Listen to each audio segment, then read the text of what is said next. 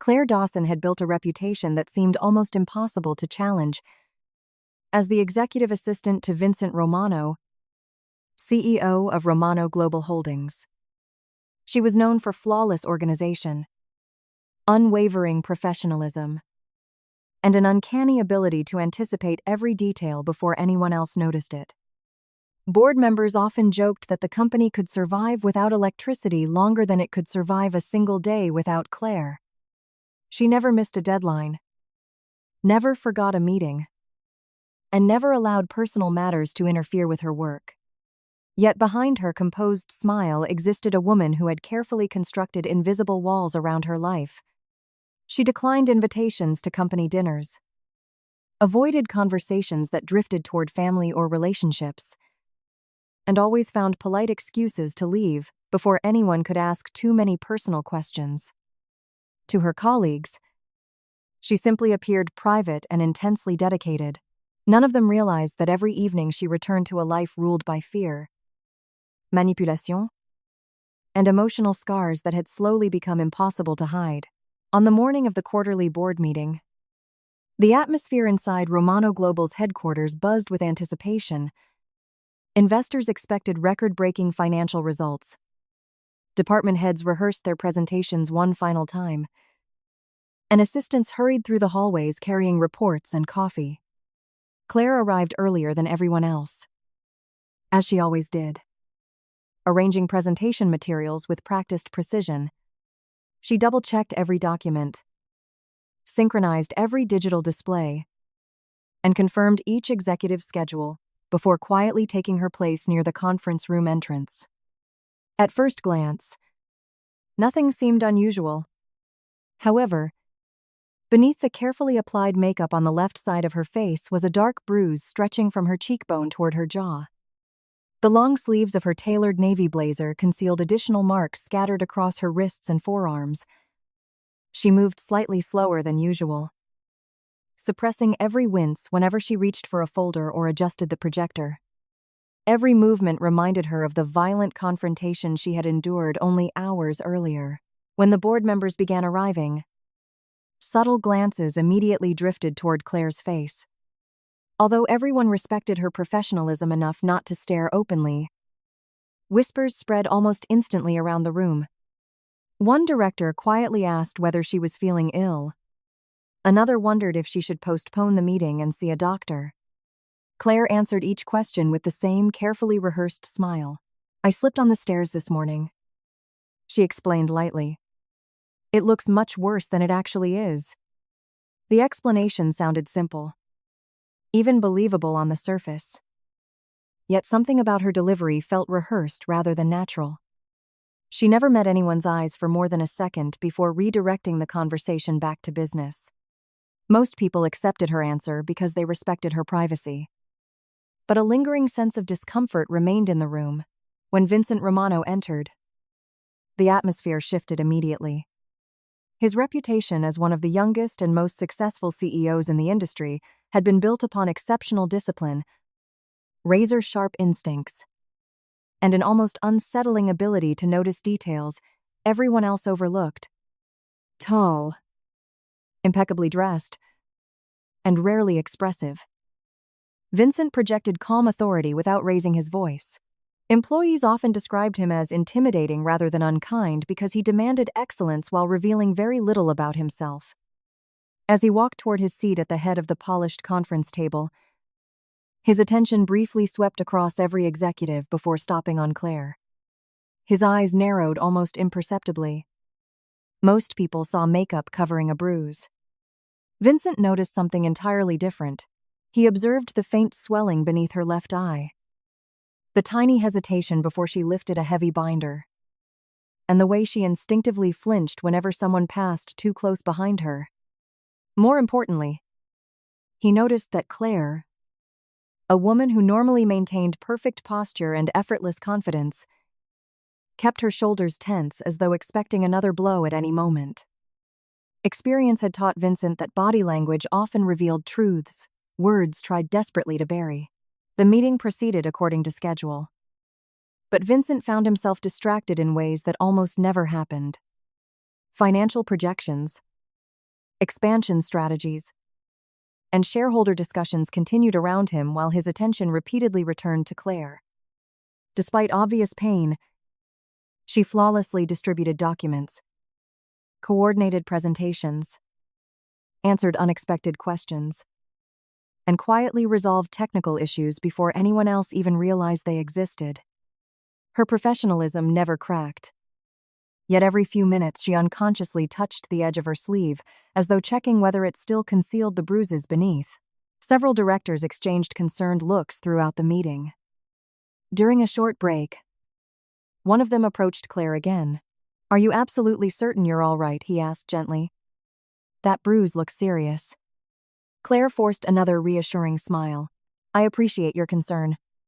I'm just clumsy sometimes." The answer earned polite nods. But nobody appeared convinced. Even those who chose not to question her sensed an invisible barrier warning them not to press further. Only Claire understood how exhausting every lie had become. As she stood quietly beside the conference room wall, fragments of the previous night replayed relentlessly inside her mind. Ethan's furious voice, his accusations, the crash of broken glass against the apartment floor, his fingers tightening around her wrist when she tried to leave, the sharp impact that sent her stumbling into the hallway wall. She remembered apologizing for things she had never done simply to make him stop. She remembered promising herself, once again, that she would leave him for good. Yet fear always found a way to silence courage. Ethan possessed an extraordinary talent for turning every act of violence into an apology by morning. He alternated between threats and desperate declarations of love until Claire no longer trusted her own judgment. After years of manipulation, she had begun believing that surviving another day without provoking his anger counted as victory. Work had become her only sanctuary. Inside Romano Global, she could breathe. She could focus on schedules, contracts, and meetings, instead of constantly calculating whether every word might trigger another explosion. She guarded that sanctuary with absolute determination. If anyone discovered the truth, she feared pity more than anything else. She refused to become the helpless woman everyone whispered about behind closed doors. Maintaining the illusion of control felt safer than admitting she had completely lost it. Across the conference table, Vincent continued observing quietly. Unlike others, he did not immediately challenge her explanation or offer sympathy. He simply collected details. Claire had never been careless. She exercised regularly, moved with remarkable coordination, and possessed an almost obsessive awareness of her surroundings. Falling down a staircase did not fit the woman he had worked beside for nearly 4 years. Neither did the fading finger-shaped bruises barely visible near the cuff of her sleeve. Vincent had spent enough years negotiating with dishonest executives and reading people under pressure to recognize deception when he saw it. The question was not whether Claire had lied. The question was why she believed lying was her only option. After the meeting concluded, employees gradually returned to their offices, while Claire remained behind organizing scattered documents. She worked with the same quiet efficiency as always, determined to finish before anyone could continue asking questions. Vincent watched from his office window as she disappeared down the hallway, her composed expression finally collapsing the moment she believed herself alone. For a fraction of a second, exhaustion replaced professionalism, revealing a depth of sadness she had successfully hidden all morning. Rather than confronting her immediately, Vincent chose another approach. He contacted the building's security manager and requested access to the exterior surveillance recordings from earlier that morning. The footage began playing across his monitor, showing employees arriving one after another beneath the gray morning sky. Claire appeared on screen carrying her briefcase, walking toward the entrance with her usual purposeful stride. Seconds later, another figure entered the frame. A tall man stepped out from a black SUV parked illegally across the street. His movements were aggressive, his posture confrontational. He grabbed Claire's arm before she reached the entrance, forcing her to stop. Although the security cameras captured no audio, Vincent watched the heated exchange unfold through tense gestures and visible fear reflected in Claire's body language. She repeatedly attempted to pull away while the man refused to release her. Only when a security guard began approaching did he finally let go, pointing a threatening finger before returning to his vehicle and driving away. Vincent paused the recording, replaying the scene several times. Claire had not fallen down any staircase. Someone had been waiting for her outside the office. Someone who knew exactly where she worked. Security records quickly identified the vehicle registration, revealing a single name attached to the license, Ethan Marshall. Leaning back in his chair, Vincent realized the bruises were only the beginning of a far darker story than anyone inside Romano Global had imagined. And for the first time in years, Claire Dawson's carefully guarded secret was no longer hers alone. The morning after reviewing the security footage, Vincent Romano made a decision that would quietly change both his company's security protocols and Claire Dawson's life. Rather than confronting her with what he had discovered, he understood that forcing the truth from someone who had spent years surviving abuse would only push her further behind the walls she had carefully built. Claire deserved something far more valuable than interrogation. She deserved the chance to feel safe without being pressured to explain herself. Before the workday officially began, Vincent called the head of corporate security into his office.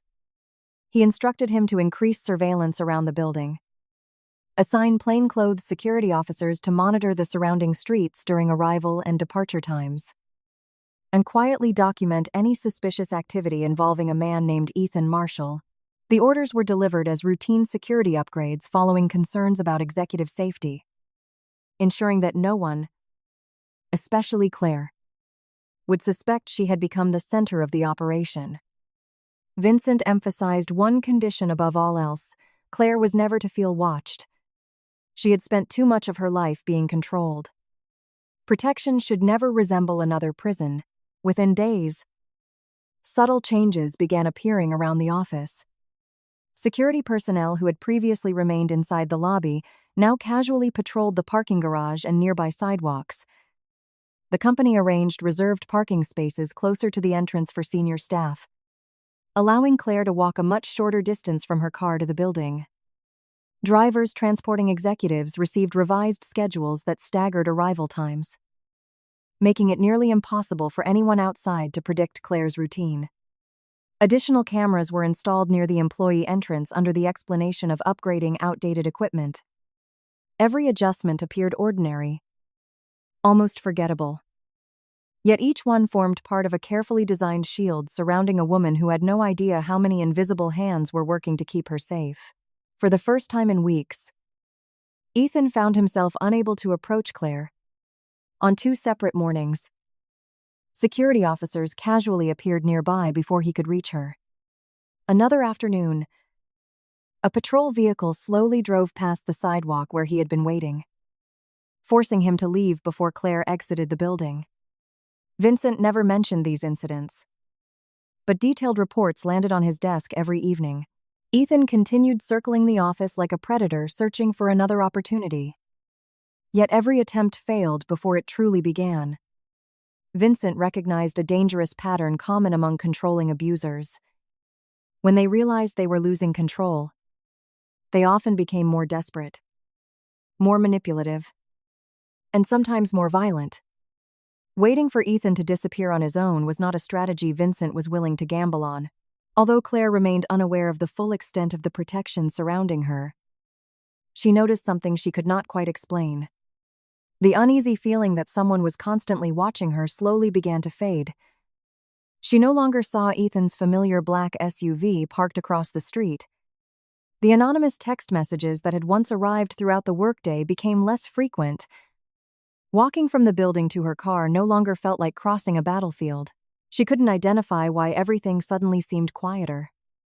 But for the first time in months, she caught herself taking a full breath before leaving the office, instead of mentally preparing for another confrontation.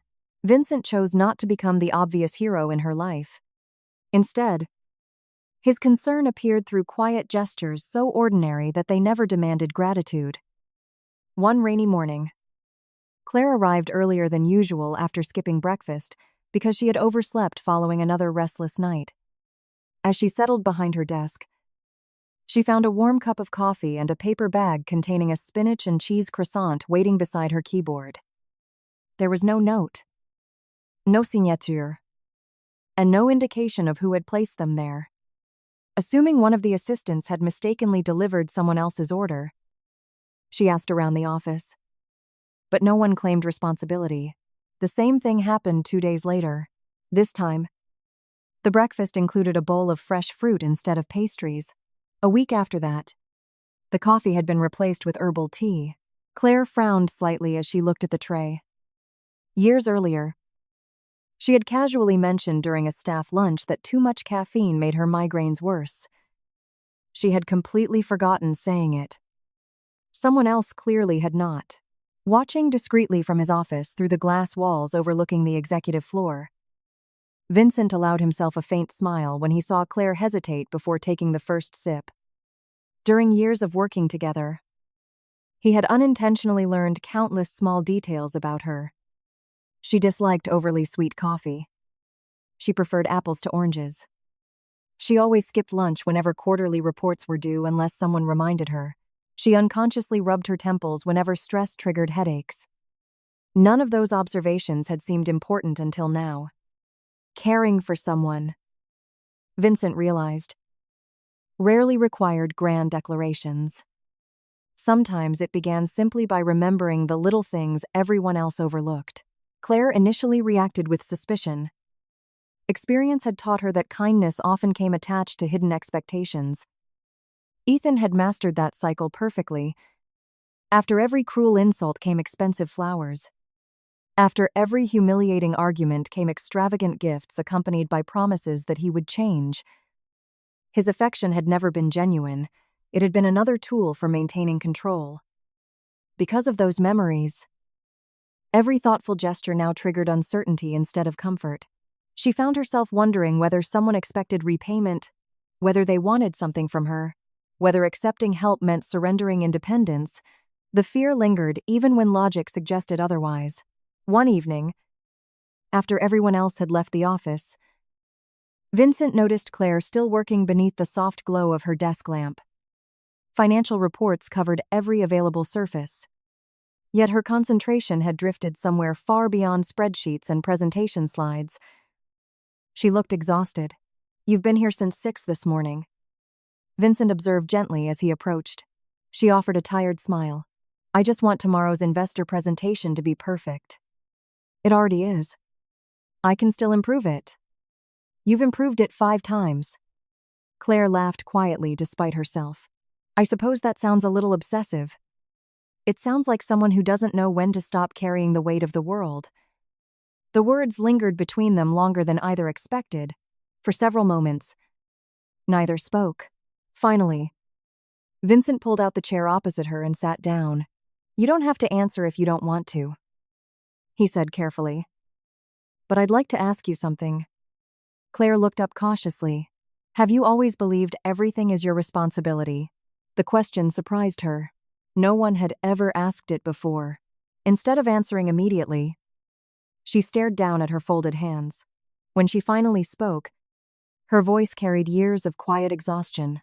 "I think it became easier to believe that every problem was my fault." Vincent remained silent, allowing her to continue without interruption. "My ex-fiancé always found a reason to blame me," she admitted slowly. "If dinner was late, it was because I didn't care enough. If he lost his temper, it was because I said the wrong thing. If he embarrassed me in front of people, he convinced me I deserved it." Her fingers tightened around the coffee mug. "At first, it wasn't physical." She swallowed carefully. "It started with comments that sounded almost harmless. He never liked what I wore. He said bright colors made me look desperate. He told me professional clothes made me appear arrogant. Then he criticized my hair, my makeup, my laugh, the way I walked, even the way I smiled." Each memory emerged more easily than the last, as though years of silence had finally discovered a crack wide enough for the truth to escape. "He used to compare me to other women constantly," Claire continued. He'd say they were prettier, younger, thinner, more interesting. Whenever I gained a few pounds, he'd remind me that successful men didn't stay with women who let themselves go. Her voice nearly disappeared.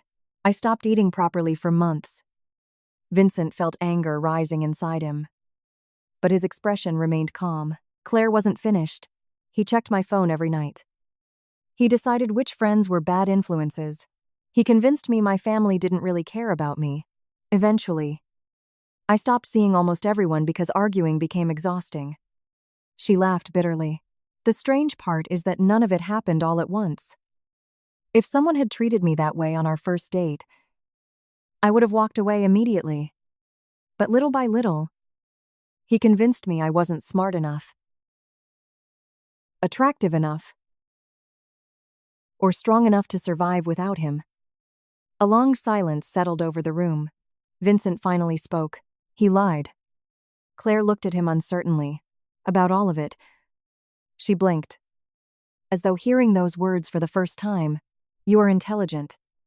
I've watched you solve problems that entire departments couldn't solve. You are capable. You've carried responsibilities most executives would struggle to manage. And you are stronger than you believe. Because despite everything he did to destroy your confidence, you're still here. No dramatic speech followed. No promises. No attempts to rescue her. Just quiet certainty. For reasons Claire couldn't fully explain. Those simple words reached places inside her that years of reassurance from others never had. Over the following weeks, subtle changes appeared almost unnoticed. Claire began accepting invitations to eat lunch instead of working through every break. She laughed occasionally during conversations with coworkers. The constant tension in her shoulders eased. She stopped apologizing every time she asked for assistance. Some mornings she even arrived wearing brighter colors instead of the muted gray and navy outfits Ethan had insisted were appropriate. Nobody else recognized those changes as milestones. But Vincent noticed every one of them. One afternoon, while organizing documents in his office, Claire paused near the doorway. Can I ask you something? Of course. Why have you been so kind to me? Vincent considered the question before answering. Because kindness shouldn't require a reason. Claire smiled faintly. I forgot people like that existed. You never stopped believing. Vincent replied quietly.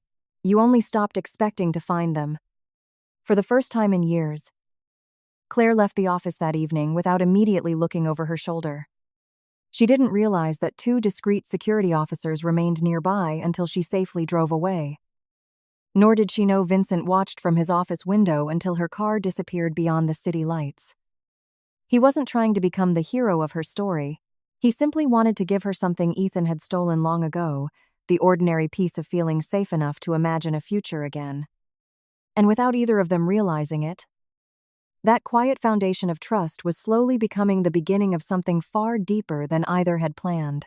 The annual Romano Global Charity Gala had always been one of the city's most anticipated social events, bringing together influential business leaders, philanthropists, politicians, journalists, and celebrities beneath the glittering chandeliers of the historic Grand Crescent Hotel.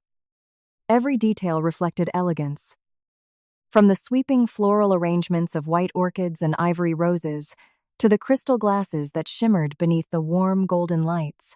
A live orchestra filled the ballroom with soft classical melodies while photographers gathered near the entrance, capturing every notable arrival. Beyond raising millions of dollars for children's education programs, the gala served as a symbol of Romano Global's prestige, making every appearance and every conversation matter. For Vincent Romano, the evening represented another corporate obligation. For Claire Dawson, however, it marked something far more personal. It was the first formal event she had agreed to attend since ending her relationship with Ethan. And despite the confidence she had slowly rebuilt over the past several weeks, nervousness still lingered beneath her calm exterior. Earlier that afternoon, Claire had stood in front of her apartment mirror longer than she cared to admit. Hanging on the bedroom door was a midnight blue evening gown she had purchased years ago but had never found the courage to wear. Ethan had mocked it the first time he saw it, telling her the color made her look desperate for attention and insisting that elegant women never dress to stand out.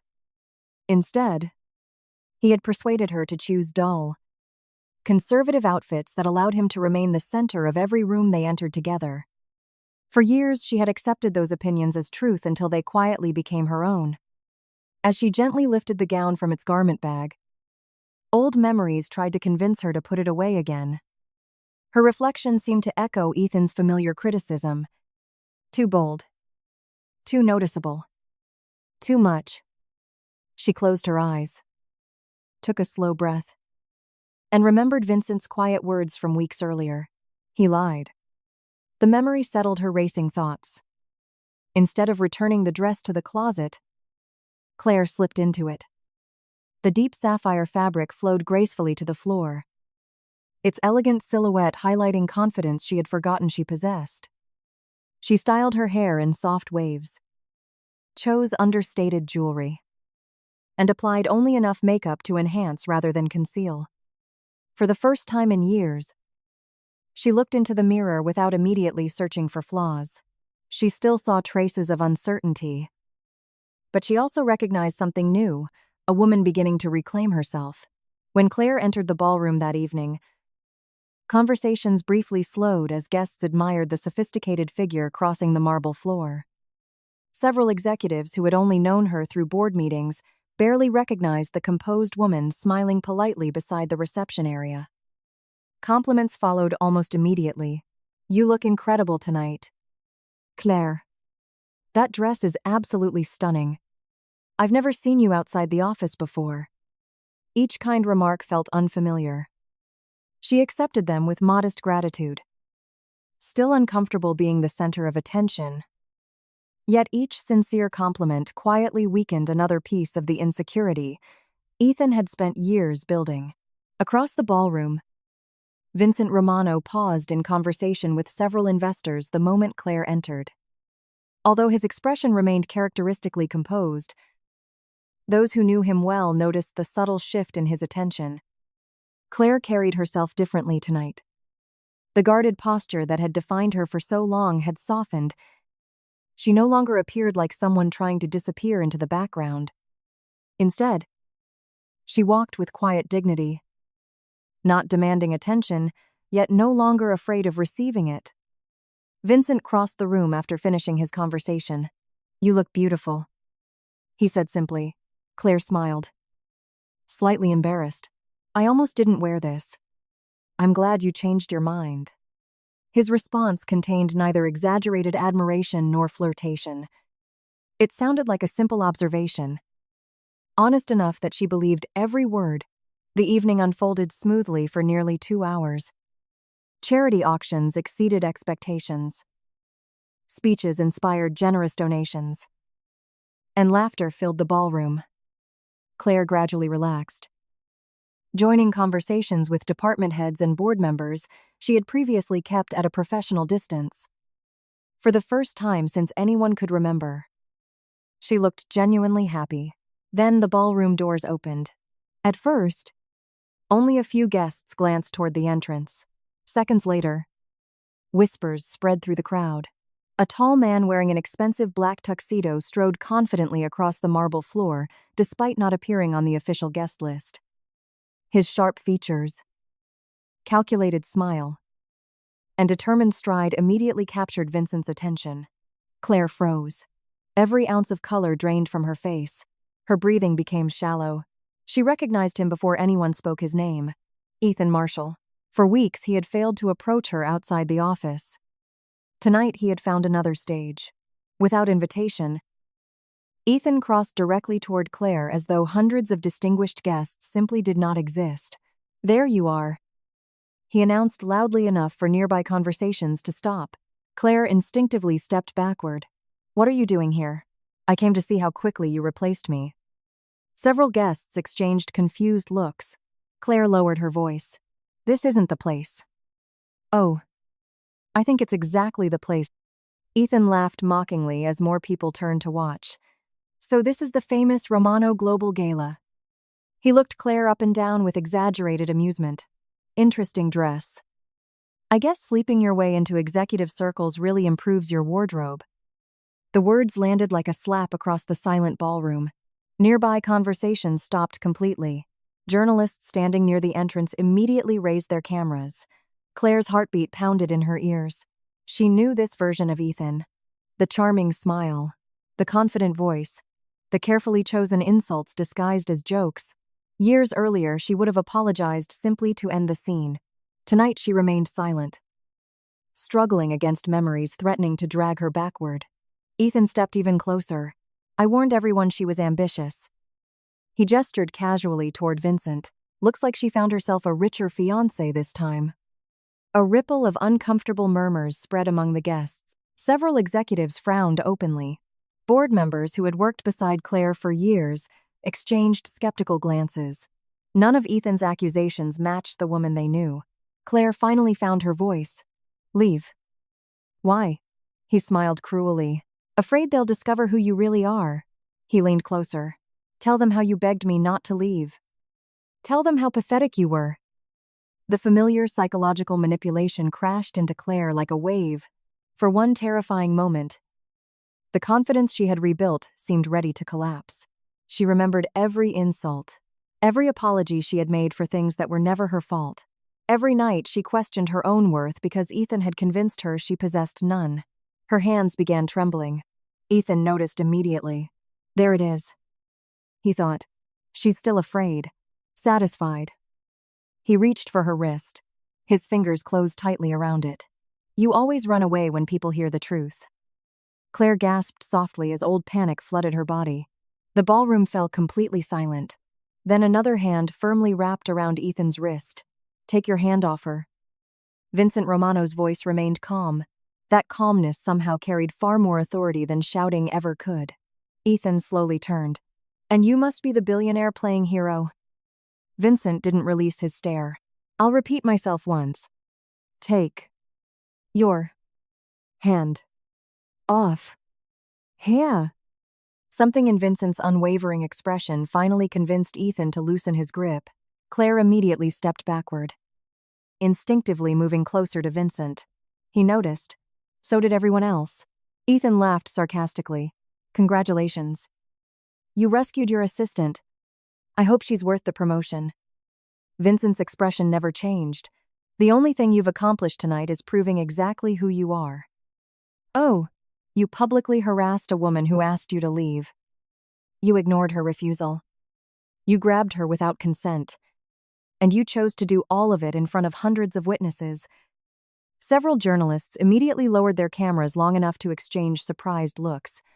They realized this confrontation had become something entirely different. Ethan shrugged carelessly. She's my ex-fiancée. Vincent answered without hesitation. Exactly. Your ex. You no longer have any claim over her. Ethan's smile began fading. You don't know anything about our relationship. No. Vincent replied quietly. I know far more than you think. A tense silence followed. Vincent took one deliberate step forward. I know about the surveillance footage outside Romano Global. I know security documented weeks of stalking. I know she changed her routines because she feared encountering you. I know you repeatedly ignored requests to leave her alone. Ethan's confidence visibly cracked. He had not expected evidence. He certainly had not expected Vincent to reveal it publicly. Those are lies. Vincent looked toward the head of corporate security standing nearby. Would you like me to display the footage? The security director calmly nodded. We archived every incident. More whispers swept across the ballroom. Several board members stared at Ethan with growing disgust. Journalists began recording again. But this time their cameras pointed toward him instead of Claire. Ethan desperately searched for another angle. She manipulated you. Vincent almost smiled. No. You manipulated her. You convinced her she wasn't attractive enough. You criticized her appearance until she doubted every reflection. You isolated her from friends. You monitored her phone. You controlled where she went. You made her apologize for your own violence. Each sentence struck harder than the last. Claire stared at Vincent in stunned silence. She had never told him every detail, yet somehow he understood, not because he had invaded her privacy, but because he had listened whenever she found the courage to speak. Ethan's face reddened. "She's exaggerating." Claire unexpectedly spoke. "No." Every eye turned toward her. For a brief moment, fear returned. Then she straightened her shoulders. Her voice remained quiet, but it never wavered. "I spent years believing every cruel thing you said.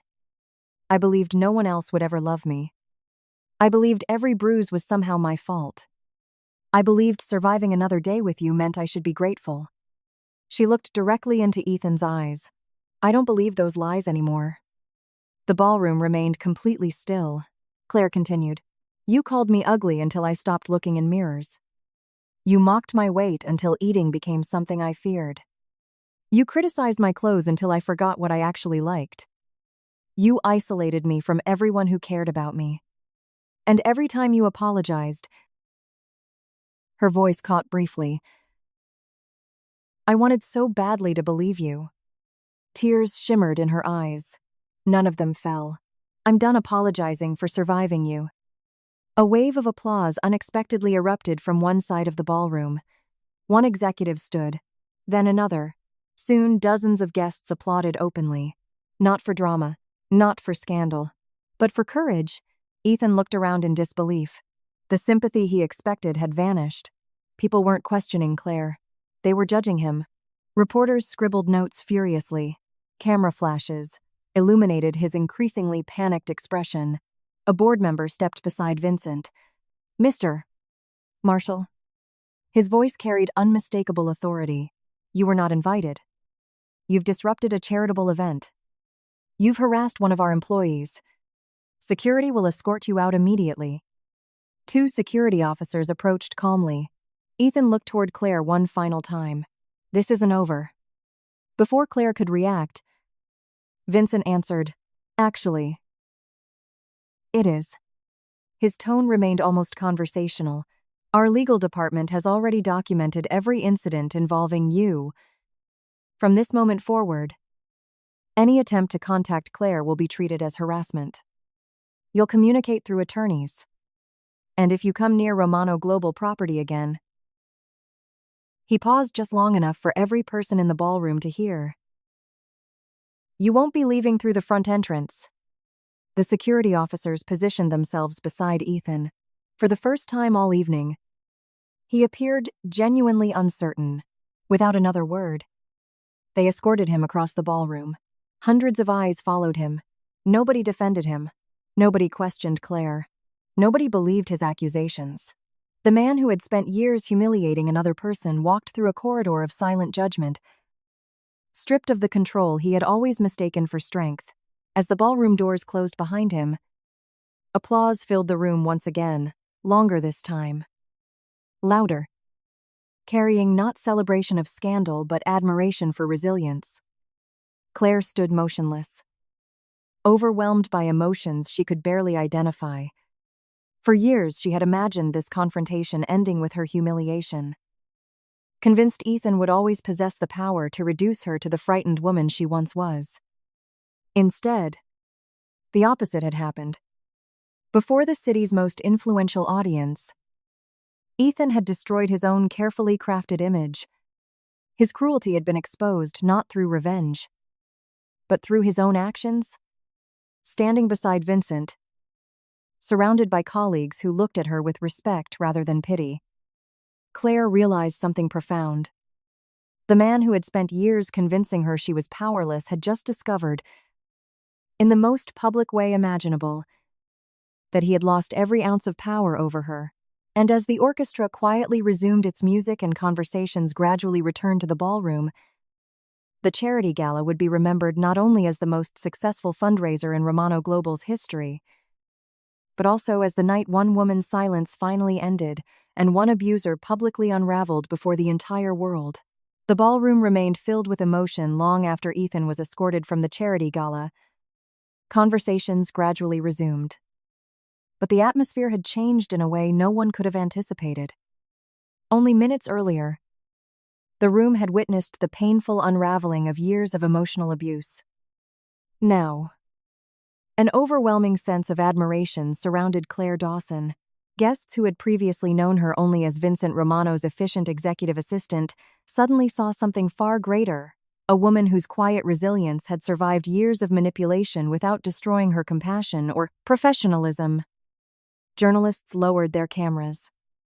Not because the story had ended, but because they realized the most meaningful moment of the evening had yet to unfold. Claire stood near the edge of the ballroom, still trying to steady her breathing. The applause that had followed Ethan's departure echoed in her mind, sounding almost unreal. She had imagined countless versions of what would happen if she ever stood up to Ethan. Every scenario ended with humiliation, disbelief, or people questioning her version of events. Never once had she imagined an entire room filled with respected business leaders applauding her courage. The overwhelming support felt unfamiliar, almost impossible to accept. Years of emotional manipulation had conditioned her to expect criticism instead of kindness. Even now, despite everything that had happened, a small voice inside her whispered that she did not deserve the compassion she was receiving. Vincent quietly observed her from across the ballroom. Although he knew Claire had survived the confrontation with remarkable strength, he also understood that healing rarely happened in a single dramatic moment. Escaping an abusive relationship ended the violence, but it did not immediately erase years of carefully planted self-doubt. Ethan had spent countless days convincing Claire that she was invisible unless someone stronger chose to notice her. Tonight, Vincent intended to replace that lie with a truth so undeniable that even Claire herself would no longer be able to question it. As the orchestra finished its final piece before the evening's closing remarks, Vincent stepped onto the stage. The room naturally fell silent. Everyone expected a brief thank you speech celebrating the success of the charity auction and recognizing generous donors. Instead, Vincent looked across the audience before allowing his eyes to settle on Claire. "Ladies and gentlemen," he began, his calm voice carrying effortlessly through the grand ballroom. "Before we conclude this evening, there is one final matter that deserves everyone's attention."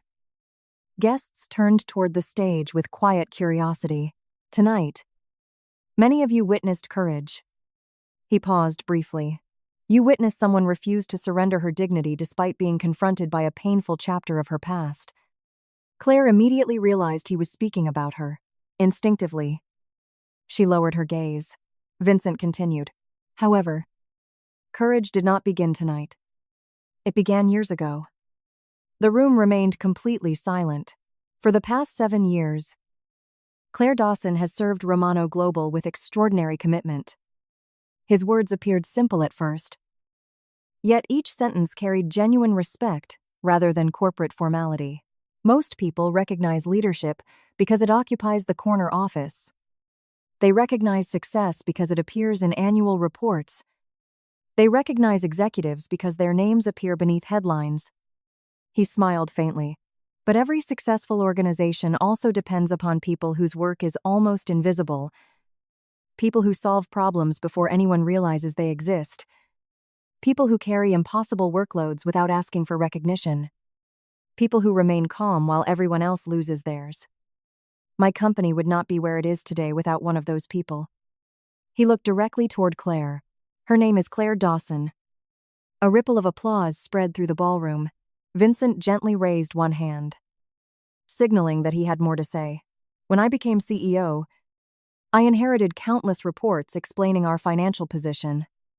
No report mentioned Claire. Yet within my first week, I noticed something extraordinary. Every major project somehow became easier once it reached her desk. Every crisis became manageable. Every executive depended on her judgment. I eventually realized something important. I wasn't leading this company with one exceptional executive assistant. I was working alongside an exceptional leader who simply never asked for credit." Several board members exchanged knowing smiles. They understood exactly what Vincent meant. One senior director quietly nodded. "It's true," he whispered to the executive beside him. Half of our largest acquisitions would have collapsed without Claire. Another board member smiled. She saved our international merger 3 years ago. And she never told anyone. Stories began quietly circulating throughout the audience. The forgotten moments. The invisible victories. The late nights Claire had spent correcting mistakes she never created. The emergencies she resolved before executives even knew they existed. Vincent continued speaking. Over the years, Claire has coordinated negotiations worth hundreds of millions of dollars.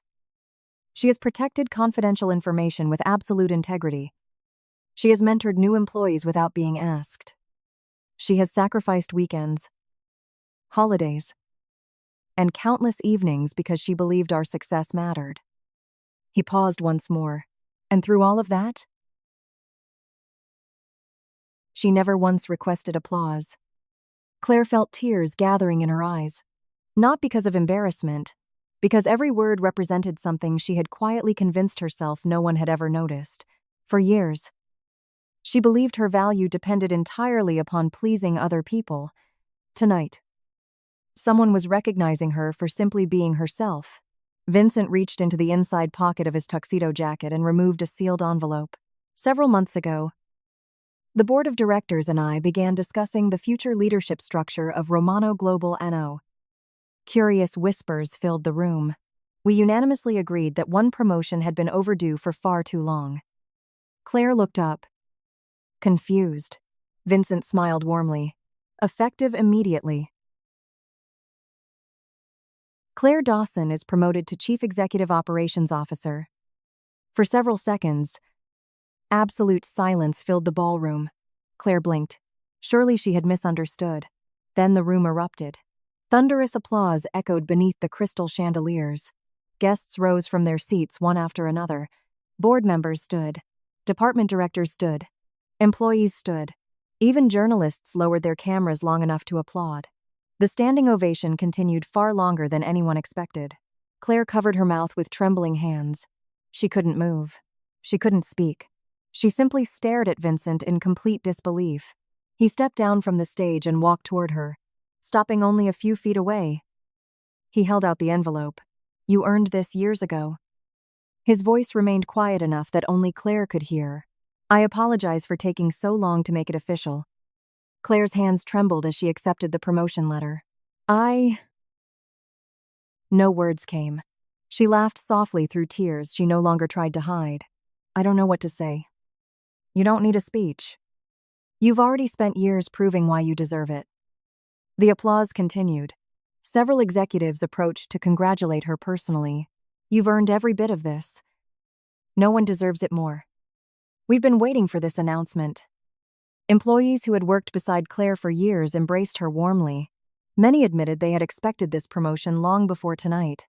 One young assistant quietly whispered, "You've always inspired the rest of us." Claire smiled through tears. No compliment had ever felt so meaningful, because none of them were trying to manipulate her. They expected nothing in return. They were simply telling the truth.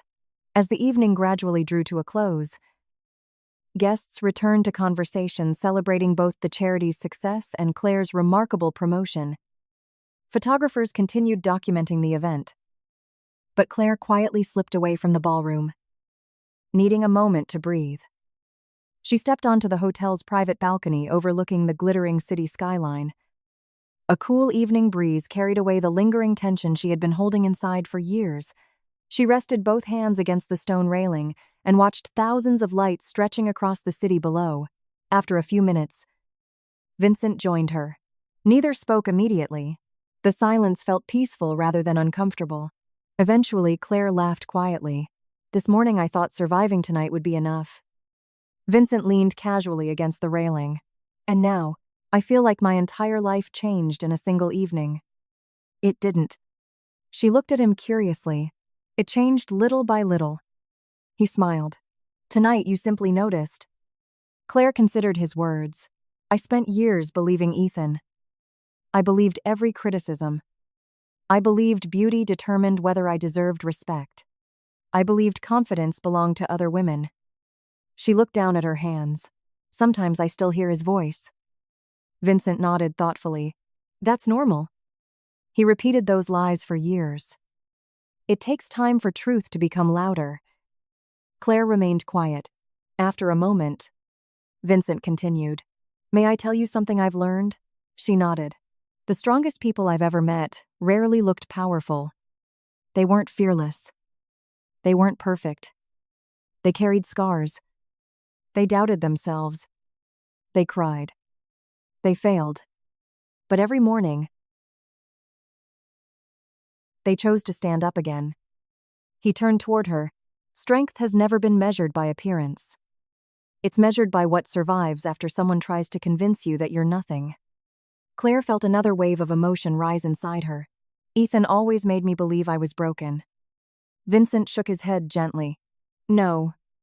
He only wanted you to believe that because broken people are easier to control. He smiled softly. I've never seen someone broken. I've only seen someone healing. The city lights reflected in Claire's tear-filled eyes. For the first time in years, those tears no longer carried shame. They carried relief. She finally understood something that had remained hidden beneath years of manipulation. Her value had never depended upon Ethan's approval. It had never depended upon flawless beauty. It had never depended upon silence or sacrifice. Her worth had always existed, quietly waiting beneath layers of fear until someone reminded her to see it again. As they stood together beneath the night sky, neither realized how profoundly this conversation would shape everything that followed. Vincent had given Claire far more than a promotion or public recognition. He had given her permission to believe in herself again. And Claire, looking out across the endless lights of the city, I finally understood that the strongest version of herself had never disappeared. She had simply been waiting for the moment when fear no longer defined her future. That night, surrounded by respect instead of control and hope instead of humiliation, Claire stopped measuring her life by the pain she had survived and began measuring it by the extraordinary future she was finally ready to build. Several months passed after the unforgettable charity gala, and the atmosphere inside Romano Global had transformed in ways that reached far beyond financial success. Claire Dawson had embraced her new role as Chief Executive Operations Officer with the same quiet dedication that had always defined her work. But something about her presence had fundamentally changed.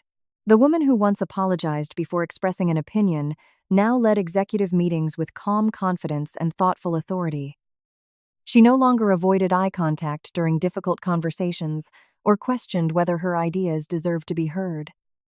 Employees noticed that she listened carefully before making decisions, encouraged collaboration instead of competition, and treated every member of the company with the same respect, regardless of title. Her leadership style reflected the lessons she had learned through hardship.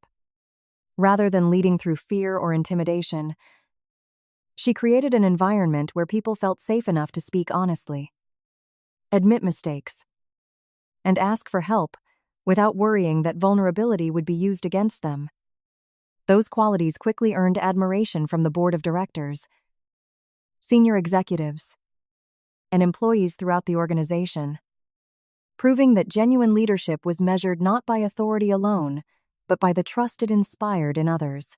Although Claire had accepted her promotion with gratitude, she never forgot the experiences that had nearly convinced her she would never deserve such an opportunity. The memories of emotional abuse remained part of her history, but they no longer controlled her future. Instead of allowing those painful years to define her, she transformed them into a purpose that extended far beyond her own healing. Within weeks of assuming her new position, Claire proposed a comprehensive workplace initiative designed to protect employees experiencing domestic violence, emotional abuse, stalking, or harassment. Many executives initially expected a standard human resources policy. Instead, Claire presented a thoughtful and deeply researched program that reflected both professional excellence and personal understanding. The initiative introduced confidential reporting channels, expanded mental health counseling, emergency financial assistance for employees escaping abusive situations, flexible work arrangements for those navigating legal proceedings, enhanced building security, and mandatory leadership training focused on recognizing signs of coercive control and psychological abuse. She emphasized that violence did not always leave visible bruises. Sometimes it appeared through fear, isolation, declining confidence, or constant anxiety. Every employee, she explained, I deserved a workplace that remained a place of safety rather than another source of fear. The board approved the proposal unanimously. What began as an internal policy soon attracted national attention as business organizations praised Romano Global for addressing an issue many corporations had long ignored. Human resource professionals requested copies of Claire's framework. Universities invited her to speak about compassionate leadership. And advocacy organizations recognized the company as a model for creating safer workplaces. Claire accepted each invitation with quiet humility, reminding audiences that her goal was never recognition but prevention. If even one person found the courage to seek help because they realized they were not alone, every hour spent developing the initiative would have been worthwhile. Employees throughout the company gradually began sharing stories of how the new policies had changed their lives. Some sought counseling for the first time. Others finally reported harassment they had silently endured for years. Several quietly admitted that knowing the company would support them had given them the strength to leave abusive relationships they once believed they could never escape. Watching those lives begin to change became one of Claire's greatest achievements. Far more meaningful than any title engraved on an office door. Throughout every step of this journey, Vincent Romano remained beside her, never attempting to overshadow her accomplishments or claim credit for the changes she introduced. He respected Claire's independence too deeply to become her rescuer. Instead, he became something she had never truly experienced before, a partner who encouraged her growth without trying to shape her into someone else. Their relationship developed naturally through countless ordinary moments rather than dramatic declarations. They shared early morning strategy meetings over coffee, stayed late reviewing expansion plans while laughing over forgotten dinners, celebrated successful projects with quiet walks through the city instead of extravagant parties, and gradually discovered that the strongest relationships were often built through consistency rather than spectacle. Vincent never criticized the clothes Claire chose to wear, never questioned her friendships, never monitored where she went, and never asked her to become someone different in order to deserve affection. When she doubted herself, he reminded her of facts instead of offering empty compliments. When she succeeded, he celebrated her achievements without making them about himself.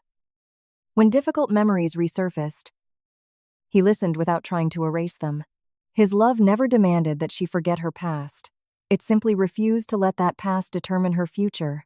Claire gradually realized that healthy love felt remarkably different from everything she had once mistaken for devotion. Ethan had constantly measured her against impossible standards, convincing her that acceptance depended upon changing her appearance, personality, ambition, and even her voice. Vincent never asked for any of those things. He admired the intelligence behind her decisions, respected the compassion guiding her leadership, and cherished the resilience that had survived even the darkest chapters of her life. Around him, Claire no longer felt the exhausting pressure to perform perfection. She laughed more freely, shared opinions without rehearsing every sentence in advance, and stopped apologizing for occupying space in the world. Little by little, she rediscovered pieces of herself that had been buried beneath years of criticism. She wore bright colors simply because she enjoyed them. She reconnected with old friends. She returned to painting on quiet weekends, a hobby Ethan had once dismissed as childish. Every small decision became another reminder that freedom often revealed itself through the simplest choices. Their growing relationship remained private until the annual shareholders' meeting several months later. Executives, investors, board members, and financial journalists gathered to celebrate another year of remarkable growth. Romano Global had exceeded every projected target, expanded into new international markets, and received multiple awards for corporate responsibility. Much of that success reflected operational improvements Claire had introduced since becoming Chief Executive Operations Officer. During his closing address, Vincent stood before the audience reviewing the company's accomplishments, thanking employees whose dedication had made those achievements possible. Then, without consulting his prepared remarks, he paused and looked toward Claire, who sat among the executive leadership team. "There is one person I cannot allow today to end without recognizing," he said. The room grew quiet. Several months ago, many of you witnessed Claire Dawson receive the promotion she had earned through years of extraordinary work. He smiled gently. Since then, she has accomplished something even more important. She has not only transformed the way this company operates, she has transformed the way we care for one another. Many shareholders nodded in agreement. Already familiar with the workplace initiatives that had become industry examples, Vincent continued. Leadership is often measured by revenue, expansion, or market value. Those achievements matter. But real leadership is also measured by the lives we improve. Claire reminded every one of us that compassion is not separate from success. It is one of its greatest strengths. He paused briefly before speaking again, his voice noticeably softer than before. There is something else I would like to say. This is not part of today's agenda. Light laughter spread through the room. For most of my career, I believed success meant solving every problem alone. I was wrong. He looked directly at Claire. The woman sitting beside our executive team has changed this company. More importantly, she changed me. A quiet stillness settled over the audience. She reminded me that strength and kindness can exist together.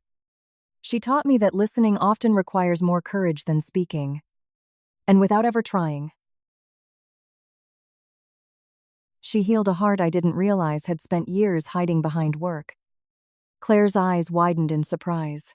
She had never expected Vincent to speak so openly in front of investors, directors, and the international press. He stepped away from the podium and walked toward her. For a moment, neither of them spoke. Then Vincent extended his hand, not as a CEO, not as a business partner, simply as the man who loved her. Claire looked at his outstretched hand before meeting his eyes. There was no pressure, no expectation, and no fear of disappointing him. The choice belonged entirely to her. Smiling through happy tears, she placed her hand in his. Their fingers intertwined naturally, and the room erupted into warm applause. Camera flashes illuminated the auditorium as journalists captured the quiet moment. But neither Claire nor Vincent seemed aware of the attention surrounding them. They were not celebrating a fairy tale ending or a dramatic rescue. They were celebrating something far more meaningful, a relationship built upon mutual respect, trust, and freedom. Months earlier, Claire would have been terrified to stand before a crowd holding someone's hand. She would have worried about judgment, criticism, or losing herself once again inside another relationship. Standing beside Vincent now, she felt none of those fears. She understood the difference between control and care, between manipulation and encouragement, between conditional affection and genuine love. For the first time in her life, she did not feel responsible for becoming someone else's definition of perfection. She felt accepted exactly as she was. As reporters later asked about the future, Claire answered with quiet confidence, "I used to believe love meant changing everything about yourself so someone else would stay." She glanced at Vincent before continuing. "Now I know real love never asks you to become less than who you are. It gives you the courage to become more." Her words spread across newspapers, television interviews, and social media, inspiring countless people who recognized pieces of their own stories within hers. Yet the greatest victory could never be measured by headlines or public admiration. It lived in the ordinary moments that followed the mornings when Claire walked into work without fear, the evenings she returned home knowing she was safe, the laughter she no longer suppressed, and the quiet certainty that she never again needed to earn love by sacrificing herself, because in the end, The right person will never ask you to shrink, apologize for your dreams, or change your identity to deserve affection. The right person will see your scars without defining you by them, celebrate your strengths without feeling threatened, and stand beside you instead of standing over you. True love does not demand that you become someone else before you are worthy of being loved. It simply reminds you that you have been worthy all along, and with that understanding guiding every step of their future.